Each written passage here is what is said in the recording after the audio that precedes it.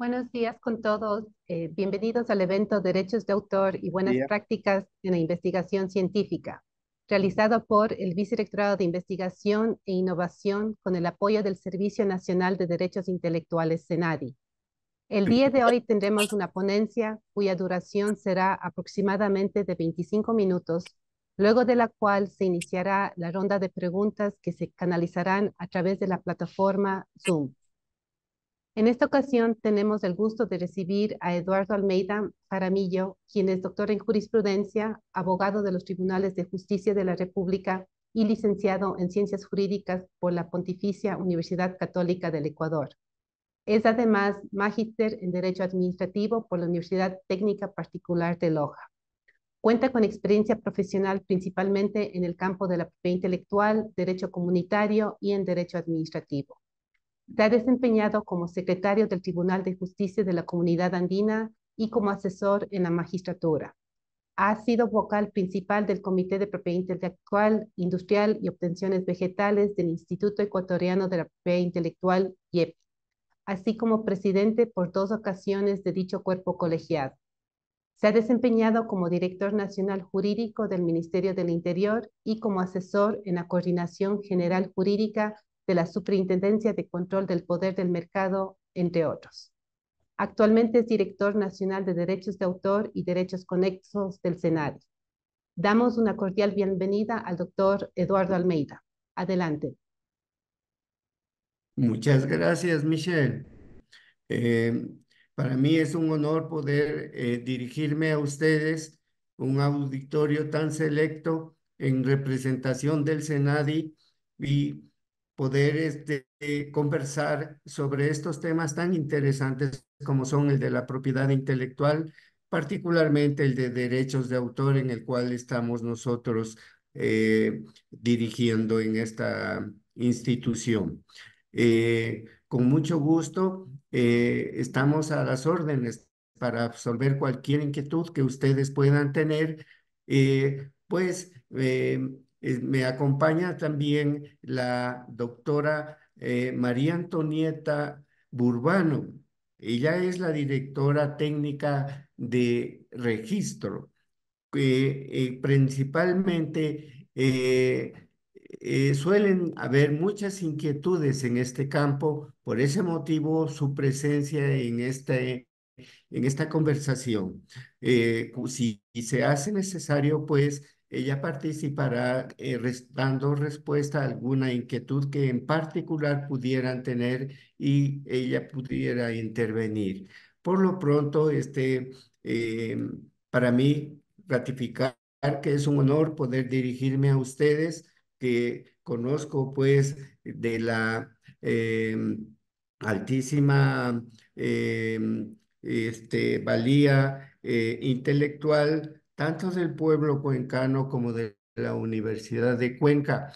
Pues para mí, por ello, es un honor poder dirigirme a gente y personas de un altísimo nivel intelectual, a quienes para mí es un honor poder dirigirme. Podemos comenzar pues la presentación. El título es Derecho de Autor y Buenas Prácticas en la Investigación Científica. Está involucrada también con los creadores de la propiedad intelectual. Se relaciona principalmente con el tema de la ética. La ética es algo realmente maravilloso. En la historia expresaba sus mensajes, sus parábolas, hablaba de ética. Gandhi habló de ética, la Madre Teresa habló de ética, todos en sus respectivos campos, pero la ética en diversas organizaciones, principalmente la ONU, tratando de que las prácticas en la investigación científica sean dentro de un marco de respeto, de responsabilidad, naturaleza, particularmente la tierra. Entonces, tenemos, por favor, pásame la de ética. la ética, que es un conjunto de normas morales que rigen la conducta de la persona en cualquier ámbito de la vida. En efecto, está relacionada con la actitud de las personas, la actitud buena o mala en la realización de una actividad. En la ética profesional, que es la que nos interesa, porque se trata de la responsabilidad de los científicos en su accionar, obviamente los organismos mundiales se han preocupado de establecer un marco jurídico que estos científicos en general, muchos de sus descubrimientos, muchos de sus invenciones, muchas de sus realizaciones y los frutos de sus investigaciones están protegidos por la propiedad intelectual. A nivel de las Naciones Unidas, la UNESCO creó un organismo que es el COMES, la Comisión Mundial de Ética del Conocimiento Científico y la Tecnología, órgano consultivo de la UNESCO. Si nosotros revisamos la actividad que realiza este organismo, encontramos que existen diversos campos del actuar humano en el que se involucra la ética. Ellos nos hablan de ética del espacio ultraterrestre, de la ética del agua dulce, de la ética de la energía, de la ética del medio ambiente y la sostenibilidad, de la ética de la sociedad de la información, de la ética de la tecnología, de la ética de la educación científica y de la existencia de un código de ética para los científicos. A nosotros nos interesa particularmente en este tema la ética de la educación científica por el tema de la conferencia y el código de ética para los científicos. En suma, todas estas normativas internacionales que son obligatorias para el cumplimiento de las actividades de los científicos tienen que someterse a un accionar responsable. Ahora bien, el conocimiento, según nuestra Constitución, es de interés público. Es de interés público. Por eso es que si ustedes cuando revisan la Constitución del 2008, vemos el enfoque que todas las demás ramas vinculadas con el conocimiento deberían estar en el marco de la Constitución. Por eso es que nuestro país tiene a la propiedad intelectual. Es más avanzado que muchas de las normativas existentes en el mundo. Eh, por darles un ejemplo, publicadas a las personas ciegas con discapacidad visual o con otras dificultades para acceder al texto impreso. Esta es una conquista a nivel llegar a firmar este convenio.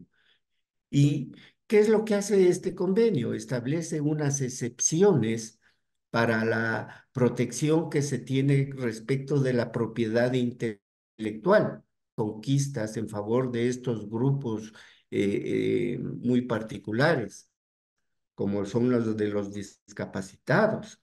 Eh, Nos encontramos en este proceso expedido en el año 2016, fue aprobado en el 2016. Y en esa normativa nacional ya se habla de la visión que tiene nuestro país respecto de la propiedad intelectual. Si bien en esa misma normativa se dice que tenemos el compromiso de respetar los convenios internacionales, es decir, debemos respetar la normativa internacional dentro de la aplicación de la propiedad intelectual. Ahora bien, la investigación científica en un país como el nuestro es, si se quiere, escasa. ¿Por qué? Porque la investigación científica, las publicaciones en este campo requieren de formación de científicos y requieren de recursos económicos para realizar la investigación científica. Nosotros debemos reconocer que nuestro país en este instante se encuentra en una situación económica bastante compleja. Y no solamente hoy, sino a través de la historia, el manejo de la investigación en nuestro país, la investigación científica es muy escasa en realidad. Está más centrada en los centros educativos como las universidades, cierto tipo de laboratorios particulares, pero muy que eh, la investigación científica en nuestro país es muy limitada. Ahora bien, los científicos que realicen sus publicaciones en este campo deben respetar la normativa de propiedad intelectual. Por ejemplo, el derecho de cita, que más adelante también nos referiremos. Normalmente, las investigaciones que se realizan parten de anteriores investigaciones, porque la evolución de la sociedad, de la humanidad en general, ha sido toda un avance paulatino que se ha ido extendiendo en el conocimiento. No recuerdo bien si fue Newton el que dijo, si he podido ver más lejos es porque estoy sentado en hombros de gigantes. ¿Eso qué quiere decir? Que la investigación científica viene a través de toda la historia de la humanidad. Y claro, un científico es un hombre muy particular, es un hombre preparado, es un hombre con una vocación especial. Pero para preparar a un científico se requiere de recursos para preparar a un científico. Y ahí es donde entra también el comportamiento ético del científico que se le debe formar en el marco de la ética. Por eso es que las publicaciones que deben realizar los científicos deben respetar los derechos de las demás personas, llámese de propiedad intelectual o de cualquier otro derecho fundamental, sobre todo porque en las investigaciones, en las publicaciones, deben respetarse la vida ajena, la vida de las personas. En las investigaciones se debe respetar los derechos que tienen otros creadores, otros innovadores que son personas también científicos posiblemente, pero que pueden haber sido consultados como base para la exposición para la investigación realizada por el científico. Entonces, el título en sí de esta exposición nos enmarca dentro de esto que es la ética. Entonces, es el respeto a lo bueno, el respeto a lo correcto, el respeto a... Antes se hablaba de cortesía y de honor, pero sí se debe mantener sobre todo la honradez. Entonces, ¿qué es la honradez en este marco? Saber citar las bibliografías apropiadamente que fueron consultadas, citar o bueno, hacer referencia a autores eh, que han sido consultados. Eso ya en el marco de la propiedad intelectual, porque esto de la publicación tiene que realizarse dentro de este marco de la ética. Esto haciendo una mención general sobre el título en sí. Vámonos ahora ya concretamente a la... no, entonces,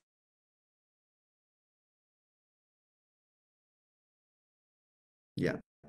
Eh, Como ustedes conocen, el SENADI es la autoridad nacional competente en materia de derechos intelectuales, eh, que se funda en todos los derechos que tiene el COESI, el Código Orgánico de la Economía Social de los Conocimientos, Creatividad e Innovación.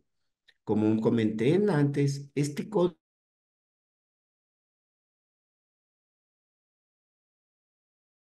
por eso tiene lo que algunos han llamado un alto número de excepciones y limitaciones a los derechos de propiedad intelectual. Es por la visión muy particular que tiene nuestro país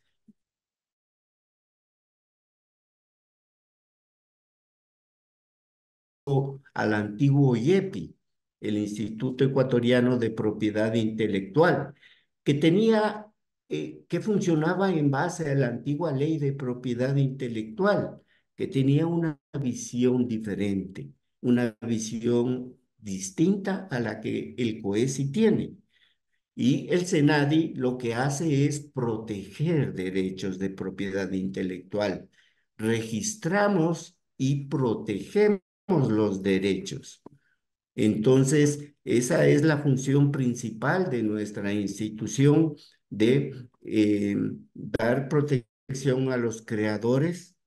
En el caso de los derechos de autor, proteger las obras de los derechos de autor y derecho y de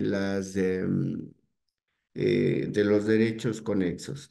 Este, Esto es con relación a la propiedad, propiedad intelectual. En el, en el, en los temas que se me había pedido que me refiera, se hablaba sobre la propiedad intelectual. Esto es el derecho de autor, ¿no? Todo es la creación de conocimiento. Más atrás, anda para la propiedad intelectual. Se relaciona con las creaciones de la mente como las invenciones, pero las invenciones pertenecen al campo de la propiedad industrial. Las obras literarias y artísticas, eso sí, pertenece al derecho de autor. Los símbolos, nombres e imágenes utilizados en el comercio. Estas son definiciones de la OMPI, estos últimos dentro de la propiedad industrial. Eh, la tipología de la propiedad intelectual nos habla de los tipos de propiedad intelectual que tenemos. La propiedad intelectual se divide en propiedad industrial, propiedad, los derechos de autor y derechos conexos y las obtenciones vegetales. El, la, la propiedad industrial se refiere a las invenciones, se refiere a las marcas, a los nombres comerciales, a los dibujos industriales, diseños industriales, eh, la propiedad de los derechos de autor y derechos conexos se refiere, ya trataré específicamente más adelante, a las creaciones intelectuales de los autores y también tenemos en este campo a los derechos conexos, que si bien no se refieren a obras, se refieren a otros derechos que también requieren protección de campo. Y las obtenciones vegetales se refieren al derecho de obtentor. El derecho de obtentor se refiere a los creadores de variedades vegetales. Esto lo realizan las personas que se dedican a la investigación de creación de nuevas variedades vegetales. En nuestro país esto es muy importante porque, por ejemplo, en el campo de la producción de rosas, como ustedes conocen, nuestro país, una de sus actividades económicas muy importantes se centra en esa área, pero la mayoría de las creaciones de esas variedades vegetales no son nacionales, no son nacionales, son extranjeras, principalmente de Holanda, pero están protegidos, tienen un tiempo de protección y pueden ser variedades frutales, en el trigo, por ejemplo, elaborar un, un trigo, una semilla de trigo resistente a las heladas en nuestros climas, obviamente tiene una característica especial, pero esa variedad de obtención vegetal tiene que ser registrada aquí en el SENADI y nosotros el deber de registrarla y protegerla, es decir, evitar que haya un mal uso del derecho del derecho de obtener. Ahora sí nos concretaremos un poco al tema del derecho de autor, que es el que nos tiene en esta conferencia. Se utiliza para describir los derechos de los creadores sobre sus obras literarias, artísticas y científicas. Es la rama del derecho que regula los derechos del autor sobre las creaciones que presentan individualidad resultantes de su actividad intelectual, que habitualmente son enunciadas como obras literarias, musicales, teatrales y científicas.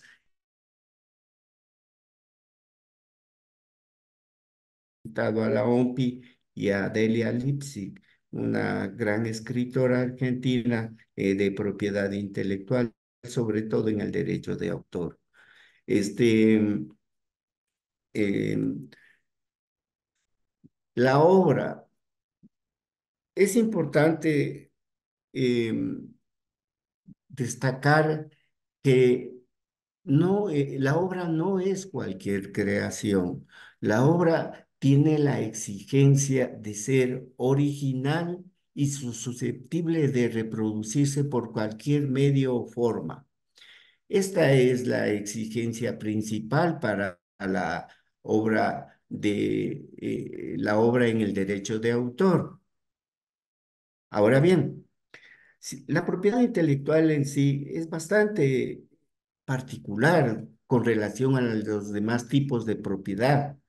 Como ustedes conocen, el derecho de propiedad es un derecho fundamental en sí, ya el derecho de propiedad, pero el derecho de autor expresamente es un derecho fundamental, pero tiene una característica especial. No no se le exige el requisito de la registrabilidad. Es decir, si yo soy yo el creador de una obra, por decirlo, una novela, no tengo la obligación de venir al Senadi y registrar mi novela. ¿Por qué? Porque la obra ya nació el momento en que fue creada y de ese instante está protegida por el derecho de autor. Entonces, eso no es una exigencia legal. Entonces, lo que sí es una exigencia legal es la originalidad. Esto de la originalidad es algo muy interesante porque no tiene que ver con las ideas.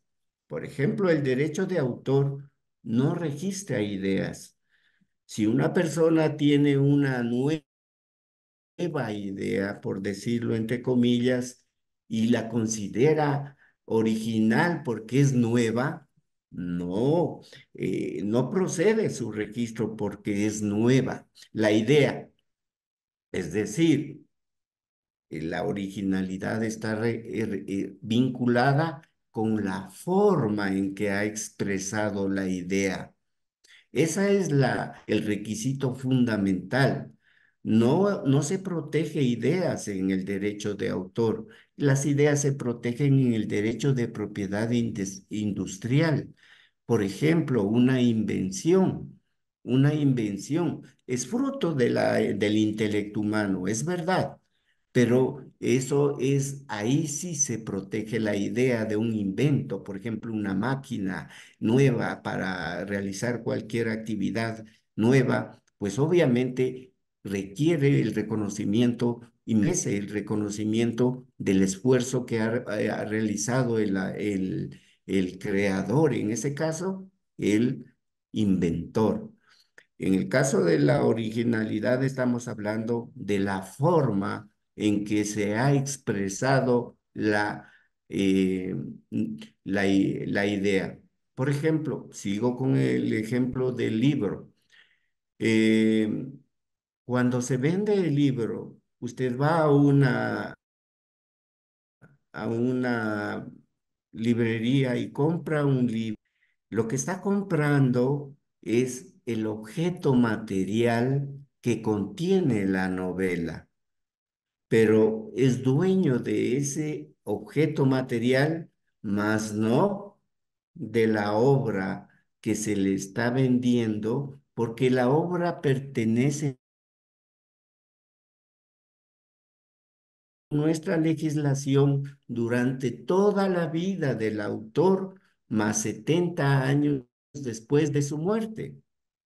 Entonces, esto con relación a la originalidad. Eh, Esto de la originalidad,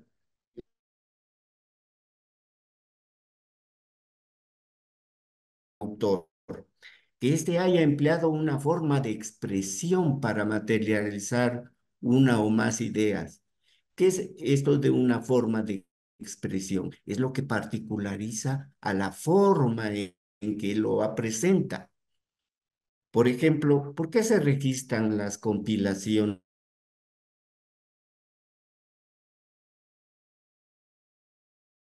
Lo hizo de una manera particular, lo hizo de una forma muy propia que su visión de esta obra le permitía crearla. La forma de expresión debe ser original en el sentido que lleva la impronta del autor. Se dice, pero las ideas que le sirven de base no requieren ser novedosas. La impronta del autor es el, un reflejo del espíritu, de lo que es ese ser humano. Por ejemplo, un pintor,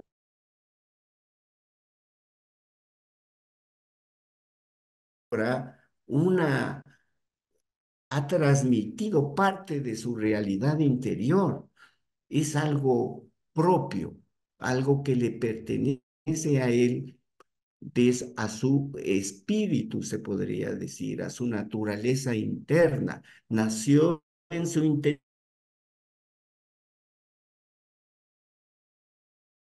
llena de su forma de pensar. Esa es la originalidad, la forma de expresión. Tenemos algunos ejemplos, por ejemplo, obras teatrales, obras musicales, obras literarias. eh, Tenemos obras arquitectónicas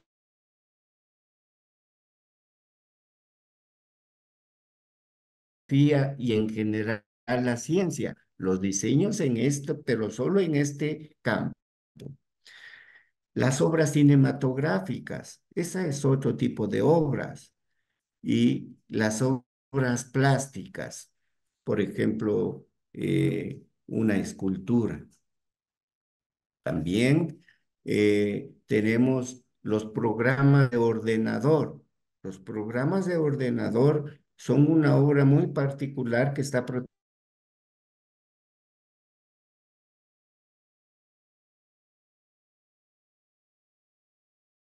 digamos, y particularidad del autor en que tuvo la capacidad de diseñar esa base de datos. Entonces se le protege por como obra. Las obras fotográficas, una fotografía,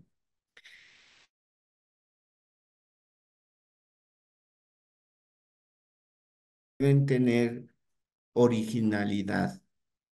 Sin embargo, nuestro código también protege a a la mera fotografía, lo que llaman mera fotografía. Hay un artículo particular en el código que habla de la mera fotografía.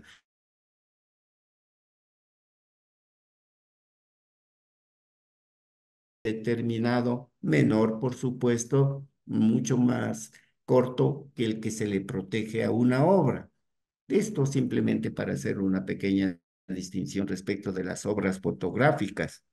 Y las obras de arte aplicado, por ejemplo, como estamos viendo aquí una mesa, pero le han dado una originalidad especial que le hace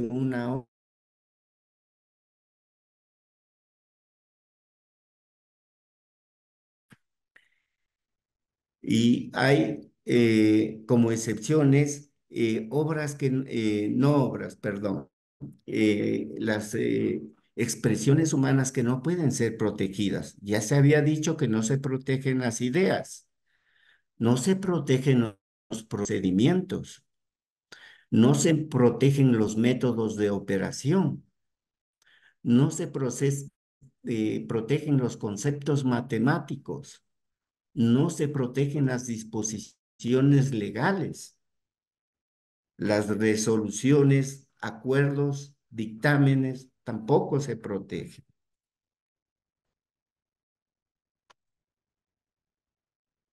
Ahora, el derecho de autor tiene estas características muy particulares. El derecho de autor tiene los derechos morales y los derechos patrimoniales.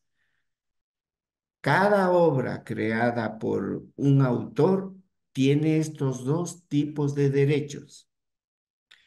Los primeros, los derechos morales, son irrenunciables, intransferibles, inembargables y solo son derechos del autor, del creador de la obra.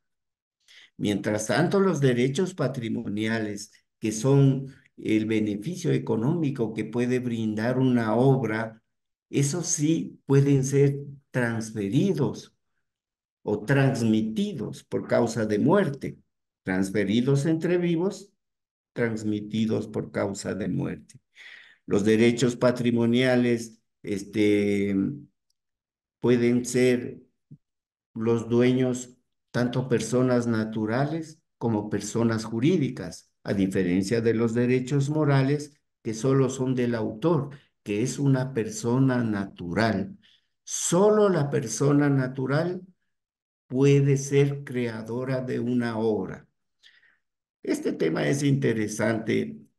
Por ejemplo, hoy en día se nos ha presentado, si bien la inteligencia artificial comenzó después de la Segunda Guerra Mundial y a su denominación ya fue estructurada en década de los 50.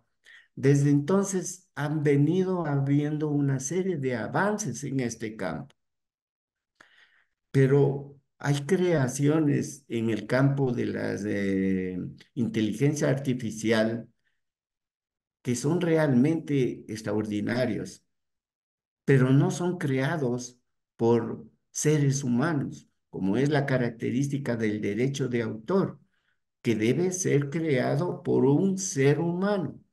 La inteligencia artificial lo crea una máquina que tiene características que son propias de los seres humanos, como la reflexión, como el análisis. Pero eso está en una discusión en este momento a nivel mundial y posiblemente llegue a cambiar la naturaleza del derecho de autor, porque no podemos dejar en el aire esta regulación. O creamos un nuevo derecho para proteger estas creaciones o cambiamos la naturaleza del derecho de autor. Pero eso es una circunstancia que está en discusión y que, como ustedes saben, ya lleva décadas. Entonces, esto era ya algo que se había mencionado y que es solo las personas naturales crean la obra literaria, artística o científica. Todo ello está en el código. Es una persona natural en cambio, el titular es diferente. Ya les había dicho que el titular puede ser una persona jurídica. ¿Por qué? Porque el titular es el que es dueño de los derechos patrimoniales, derechos económicos, los derechos de, mm, de, de, de, digamos, los otros derechos, los derechos patrimoniales y el, el siguiente, por favor. Ya. Esto es justamente los derechos morales a los que me quería referir. Los derechos morales principalmente son el de paternidad. Toda persona que crea una obra tiene el derecho de que sea designado en la obra como el creador de esa obra. Ese es el derecho de paternidad, el de que sea reconocido como creador de la obra. El derecho de divulgación es un derecho del autor que consiste en que él puede o no publicar su obra. Si lo desea, la publica. Si lo desea, no la publica. ¿Por qué? Porque él es el creador, el dueño de su obra. Entonces, él tiene la facultad de decir, yo creé esta obra, la voy a divulgar o no la voy a divulgar. Ese es un derecho moral de solamente el autor, la persona natural. El derecho a la integridad. El derecho a la integridad tiene que ver con que las demás personas debemos respetar la integridad de la obra creada por el autor. No se puede modificarla, no se puede cambiarla de alguna forma que se afecte desde el honor del autor hasta su forma de pensar. Es decir, él puede decir, no me pueden cambiar la obra porque me están afectando lo que yo transmití en esa creación. Entonces, él tiene el derecho de obligar a las demás personas a que se respete la integridad de su obra. Ese es un derecho moral. Estos derechos son intransferibles. Estos derechos son inembargables, irrenunciables e imprescriptibles. El acceso al ejemplar único, que también lo tiene nuestro código, todo esto que estoy haciendo referencia lo tiene el código, el COESI. Todo está en la normativa. Este, bien dicen que una norma puede cambiar lo que 1000 libros analicen un tema determinado. Es decir, nosotros debemos fijarnos en lo que está escrito en las normas jurídicas. Pueden existir en la doctrina cientos de obras sobre un tema determinado con 1000 posiciones diferentes. Pero ¿cuál es el respeto que estamos obligados nosotros a hacer mantener? El que dice la norma jurídica, el que dice la norma jurídica. Entonces, el acceso al ejemplar único, que es el que me faltaba, es cuando el autor, por X razones, se quedó sin un ejemplar de su obra y conoce que otra persona tiene el ejemplar. Entonces tiene el derecho de pedirle a esa persona que le dé una copia de ese ejemplar, porque eso él es el autor y tiene el derecho de pedir ese. Ese es un derecho también moral. Los derechos patrimoniales. Estos derechos son muy interesantes. Eh, También están descritos en el código. Tenemos el derecho de producción. El derecho de reproducción es el derecho patrimonial que reconoce la facultad exclusiva de autorizar o prohibir la fijación de la obra en cualquier soporte y por cualquier medio.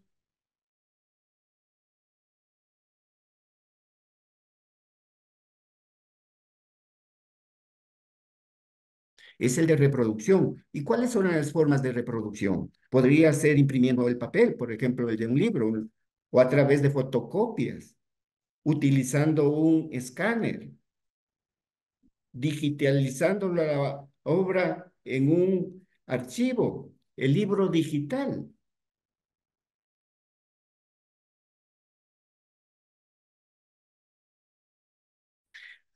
tomándole fotografías a los textos. Esas son reproducciones de la obra. Pero estos derechos tienen que ser autorizados, no los puede hacer cualquier persona si no cuenta con la autorización.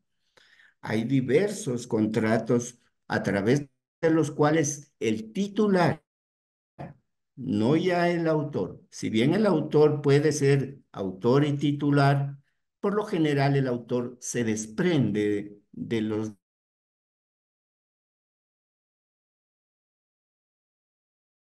denomina titular. Entonces, esa persona que es el titular puede reproducirlos, puede comunicar la comunicación pública, por ejemplo. La comunicación pública,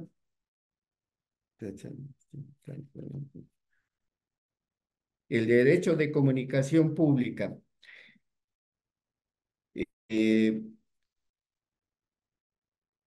digamos que podrían realizarse a través de, por ejemplo, la lectura de la obra en voz alta, la representación teatral de una obra ante un auditorio que a su vez es transmitido en vivo por un canal de televisión. Eso es la comunicación pública. La grabación sonora de una obra, el audiolibro, emprendida por una cadena radial, por ejemplo. Las características. La comunicación pública, en todo caso, es todo acto a través del cual una pluralidad de personas, reunidas o no en un mismo lugar, pueden tener acceso a la obra en sin previa distribución del ejemplar. Esa es la comunicación pública. La distribución. eh, Ahora hay un derecho que hay una modalidad que suele tratarse como puesta a disposición. En la comunicación pública también tenemos este otro que es la puesta a disposición. La puesta a disposición es un tipo de comunicación pública, la modalidad de comunicación pública. Por ejemplo, la venta en la red. ¿Puede una librería poner en venta o comunicar que está vendiendo en la red determinadas obras? Esa es la puesta a disposición. Es una forma de comunicación pública que está aquí. El derecho de transformación. ¿Cómo se puede transformar? Las formas de transformación son la adaptación de la obra en el cine, por ejemplo. Un libro puede ser llevado al cine, la obra, mediante una adaptación, un arreglo del libro, una traducción de la obra. La traducción de la obra eh, este, requiere de autorización del titular de la obra. Entonces, el derecho de transformación es, mejor dicho, la traducción es una forma del derecho de traducción, pero requiere de autorización del titular de la obra.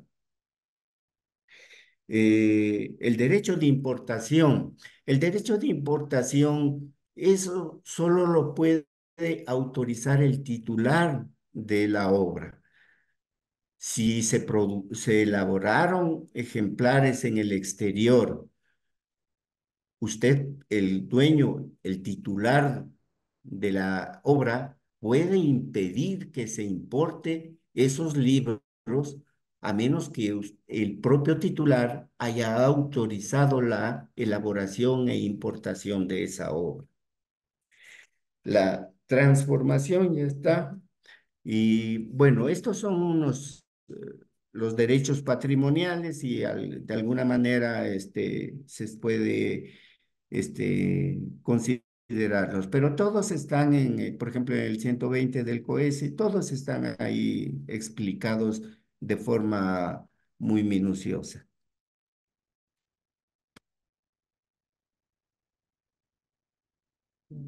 La duración de la protección, ya nos habíamos referido a ellos, es toda la vida del autor y 70 años luego de su muerte, en el caso de la persona natural. Y la persona jurídica, o sea, del titular, 70 años contados a partir de la publicación de la obra, lo que fuere ulterior. Eso en el caso de él. En el sistema de explotación de derechos de autor, el típico mecanismo.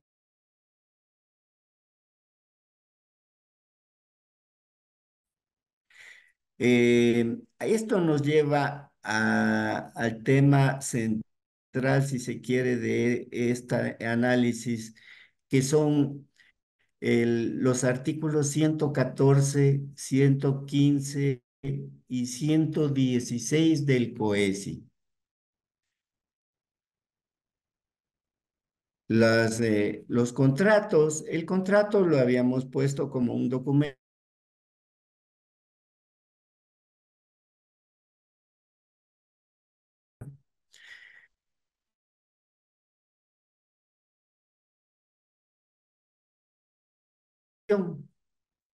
¿Es viable este mecanismo? Porque está manifestada la intención del cedente en esa carta. Entonces, si bien el contrato es entre dos partes o más, la cesión manifestada a través de una carta es también válida y el SENADI acepta este tipo de documentos y los suele registrar. Ahora bien, estos tres artículos tienen una redacción, preocupaciones en la práctica, porque hemos tenido consultas de otras universidades en las que nos han hecho llegar sus preocupaciones para tener claridad sobre la forma de aplicar estos artículos. Ahora bien, nosotros tenemos que recurrir. La primera es la interpretación literal. La interpretación literal debería ser la que utilicemos en esta lectura. Aparentemente hay una antinomia jurídica. Consultas que se han realizado al SENADI, si bien el COESI establece que las consultas eh, eh, que se realizan, perdón, creo que está creo que en el decreto de creación del SENADI, se, son de carácter informativo. No, no son obligatorias las consultas que se realizan a nosotros. Como ustedes conocen autoridades que poseen esta competencia, ¿cuáles las autoridades que pueden realizar una interpretación obligatoria de la normativa? El SENADI no, pero tiene que tomar una posición respecto de esta normativa. En las consultas que hemos recibido, el pronunciamiento de nuestra entidad ha sido de que el artículo 114 es un artículo general, es un artículo establecido de forma general y que tiene que aplicarse tal y como está redactado en su texto. Mientras que el artículo 100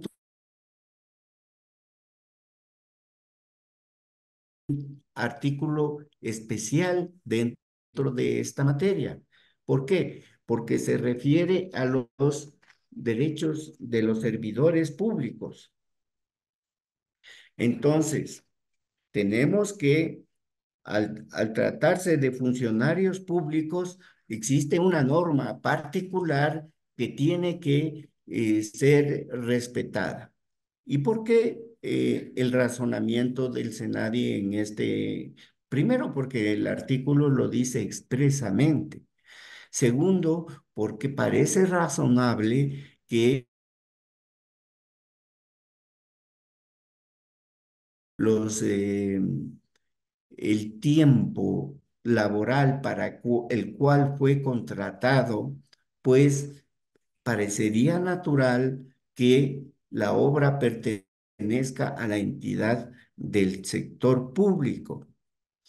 Entonces, esto nos lleva de nuevo al tema del, de a quién, cuál es la visión que tiene el Estado ecuatoriano, creador de la Constitución del 2008, sobre la propiedad, sobre el conocimiento, que es de interés público. Es decir, nos acerca a esa visión porque una interpretación contextualizada también nos permitiría llegar a esa conclusión. No solo la interpretación literal que está contenida en cada uno de esos artículos. Y entonces esa interpretación contextualizada nos permite llegar a esa conclusión. Entonces, el SENADI considera que en el caso de los funcionarios públicos que trabajan para entidades obviamente del sector público, las obras pertenecen eh, a la entidad pública. Esa es la posición que tenemos respecto de esta situación, si bien ya les he manifestado la interpretación obligatoria sobre las normas de derecho, tienen competencia la Asamblea Nacional, también se podría consultar a la Procuraduría General del Estado, pero tendría que haber un pronunciamiento de entidad competente para aclarar cualquier otra duda que pueda existir. Nosotros entendemos que bajo una interpretación literal, cada uno de los artículos posee con claridad el contenido que contiene, digamos, que establece cada norma. La una es general y la otra es especial.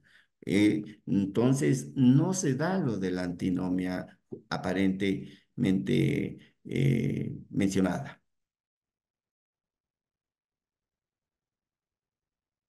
Bueno, para hablar de contratos de cesión de derechos, confiere al cesionario el derecho de explotación exclusiva. Faculta al cesionario a otorgar cesiones o licencias a terceros.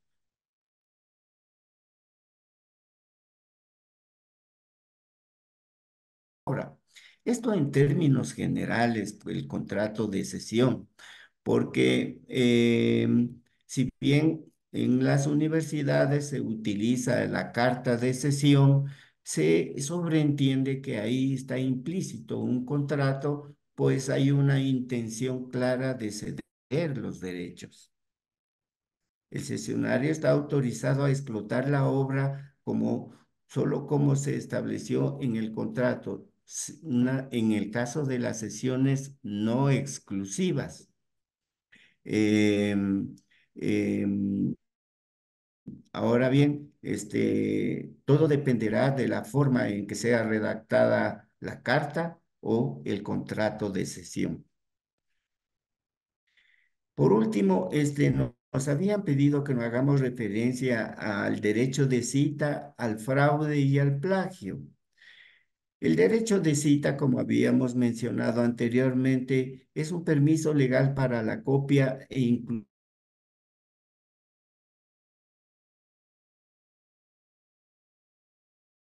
ajenas siempre que se mencione su fuente, título y autor. Este derecho de cita consta entre las excepciones y limitaciones que tiene el COESI. Obviamente, tiene que hacerse con racionalidad.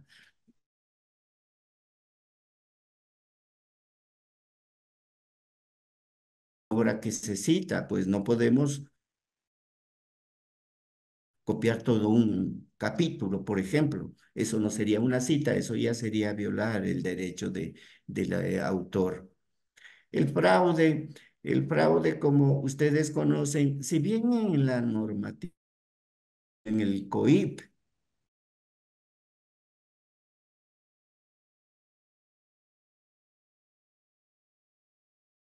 eh, un delito como tal. Sin embargo, en los artículos 308 B y 308C se habla de infracciones generales a los derechos de propiedad intelectual. Entonces, muy bien puede caer dentro de esa normativa el tipo de fraude, que es cuando un tercero omite a un autor que cumple con los criterios propios,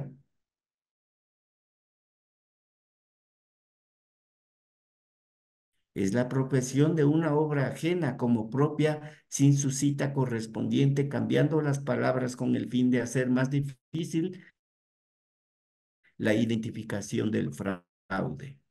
Así se lo ha definido en la doctrina de obras ajenas, haciéndolas pasar por propias. Esa es un delito que está estipulado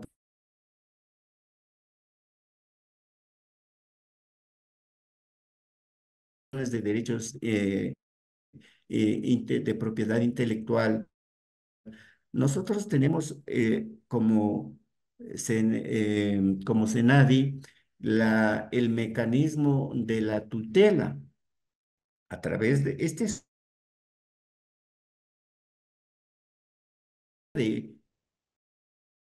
de presentar un reclamo o una denuncia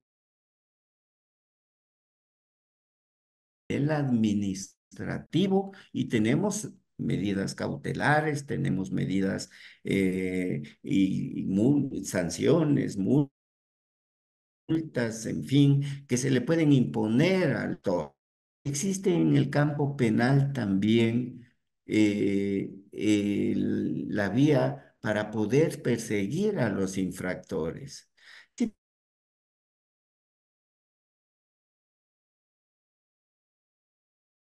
porque es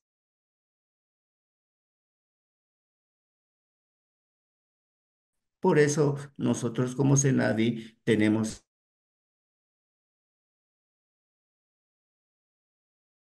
el COIP había dicho ya seguramente como referencia el 208, parece que me equivoqué, 208B, alterar o, Pablo, Pablo, alterar o mutilar una obra, este tipo de actuaciones. Es lo que puedo expresarles respecto de este diálogo. Estoy a las órdenes aquí, estamos a las órdenes para poder atender cualquier inquietud que ustedes puedan tener. Y Agradecemos al doctor Eduardo Almeida por su ponencia. Ahora se dará paso a las preguntas de los asistentes. Doctor, yo tengo una consulta. Muchas de las veces aquí en la universidad hay preguntas respecto a la publicación de artículos científicos. Específicamente, las dudas que surgen son en cuanto al orden de los autores en una publicación. No sé cuál es la posición del SENADI frente a esta disposición de quién debe figurar como primer autor o lo que es el autor de correspondencia. no existe ningún orden en particular. Simplemente deben ser nombrados todos los que han participado pueden ser coautores en la obra colectiva, por ejemplo, o en la obra en colaboración. Estas dos tipos de modalidades exigen el nombramiento y la referencia de los autores. Si bien tienen naturaleza diferente estas dos tipos de modalidades, los autores no pierden el derecho a ser mencionados eh, eh, digamos, no existe un orden particular. Listo, muchas gracias. Hay una consulta de uno de los participantes. Dice, me gustaría consultar sobre el marco legal relacionado con la inteligencia artificial. ¿Cuándo se prevé que la ley contemple adecuadamente este aspecto? Eh, Verán, hay una cosa que debemos tomar en cuenta. Ecuador es parte de la comunidad andina. En la comunidad andina existe la decisión 351. Si bien es una normativa ya bastante antigua porque tiene 30 años de vigencia, este, siempre debe tomarse en cuenta que el derecho comunitario es, en el principio de primacía del derecho comunitario, es superior al derecho nacional. Entonces, en la comunidad andina todavía no existe aún tratamiento sobre esta materia.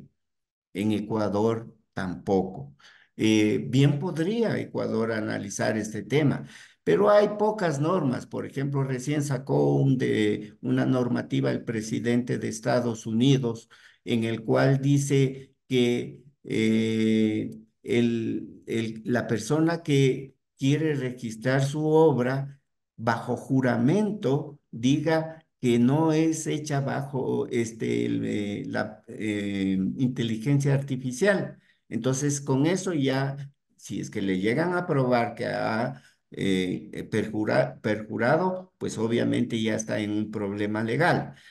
En Europa también tienen alguna reglamentación sobre este tipo de propiedad, pero en Ecuador es un poco complejo y ni en la comunidad andina se ha tratado el tema a fondo. Entonces, penosamente, todavía nos estamos, a pesar de que es un campo realmente hermoso y se nos vienen encima una serie de transformaciones tecnológicas, porque esto de la inteligencia artificial inclusive está utilizada en identificación de enfermedades y una serie de otros campos de la actividad humana.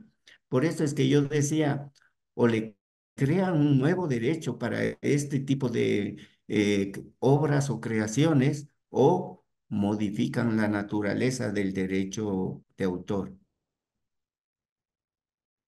Muchas gracias, doctor. Tenemos otra consulta. Dicen, ¿cuáles son las iniciativas y programas que el SENADI está implementando para fomentar la conciencia y el cumplimiento de los derechos de autor entre los creadores y la sociedad en general? En realidad, nosotros tenemos varios convenios con algunas instituciones públicas, sobre todo privadas también, para dar capacitación. Es decir, esta misma conversación que hemos mantenido fue por un pedido de ustedes de conversar sobre estos temas. Una de las obligaciones del SENADI es dar capacitación a quien lo solicite. Entonces, hay compromisos también escritos a través de convenios interinstitucionales en los que cumplimos con dar ciertas capacitaciones cuando lo requieren estas instituciones, o cualquier persona podría pedirnos una capacitación. Gracias, doctor. Ahora, Yesenia Galarza ha pedido realizar una pregunta. Buenos días. Sí, muchas gracias.